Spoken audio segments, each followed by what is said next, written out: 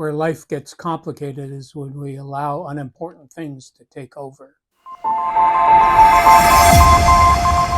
Welcome back. Today's topic is spending.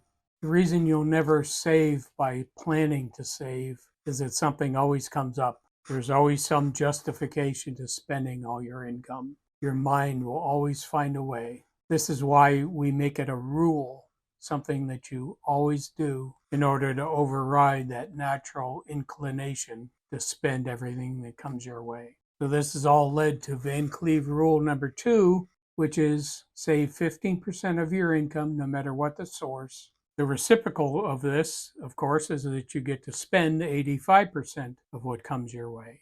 So what you're going to do is you're going to ease into this gradually as you need to, which you can do through cutting spending or through attrition, meaning that if you get an increase in income, you devote 100% of that increase to the 15% till you get to 15%. So eventually the state that you're going to end up in is you're pretending that you live on 85% of what you actually make. Most people think getting more income is the answer, but it isn't. It's learning to deal with the money that you have. I think of it this way. Ask someone who already makes what you want to make and ask them if they are saving 15%. They'll tell you they're not. They're spending everything they make too, because it never ends. The next thing that we do is we prioritize our spending. And the first thing is you spend on essentials, which are food, shelter, utilities, healthcare, transportation, and insurance. These are things that you need to live. Everything else is what I call discretionary spending. The rule of thumb for that is it isn't necessary for you to live to spend these things. You won't die if you don't have them. You may want them. You may think you need them, but you don't. Again, the rule is you won't be physically harmed if you don't do any of this discretionary spending.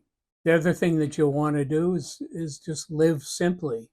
And living simply doesn't mean wearing rags and living in a cardboard box or not having any fun. Living simply means assigning things to their proper place, assigning priorities, and not living your life based on what you think other people think of you. It doesn't matter. And the fact is, they're not thinking about you. They think about themselves. Material possessions do not bring you happiness. People love you, and you love people. Don't love things. Things can't love you back.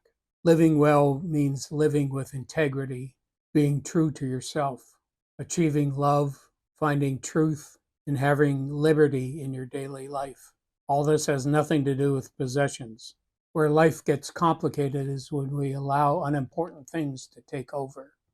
At the end of this chapter, I talk about having a dynamic budget if you want to create a budget. I don't normally believe in budgets. Most budgets that you've ever been taught are what's called static budgets, meaning it's the same throughout the year. And as you go throughout the year, you diverge more and more from reality. And I never could see the point of that. Pointless. A dynamic budget is based on estimates from the past of what things cost. And then as each month happens, and you fill in the actual numbers of what you actually spent, and then you revise the future months. This gives you the most accurate picture of how the year will shake out. That's it for today. Hit subscribe and check out the book, buy the book on my website, rockledgerinc.com. Thank you.